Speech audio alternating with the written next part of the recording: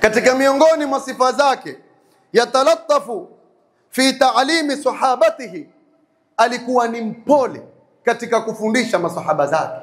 Leo sisi kufundishana kwetu imekuwa ni vita, kufundishana kwetu imekuwa ni mashambulizi, kufundishana kwetu imekuwa ni kutukanana, kiasi ya kwamba mtu hata akitaka kurudi haoni kwamba kuna njia mimi naweza kurudi kwa shekhe fulani, kwa sababu tayari alivyoona kwa yale makosa hakumfuata kwa upole. Kwanza alianza kumshambulia kijana, ama yule shekhe kapata ile audio kwamba shekhe mwenzake kamvuruga kiasi ya kwamba yani imekuwa ni aibu. Kesho na kesho kutwa hawezi kwenda akasema bana mimi nitajishusha hapa kiasi ya kwamba mimi nieleweke, kwa sababu ashamtukana. Sasa hapo inakuwa ni vita, ni shambua ni kushambue. Mmoja yuko kwenye haki na mwingine yuko kwenye batili. Mmoja anarusha haki, mwingine anarusha batili. Lakini aliyeanza ni yule mwenye haki, hakujua hikima ya bwana mtume wake alikuwa akifanyaje. Mtume alikuwa ni mpole katika kufundisha masahaba zake. Wa yudhhiru ma fi qalbihi min mahabbatihi,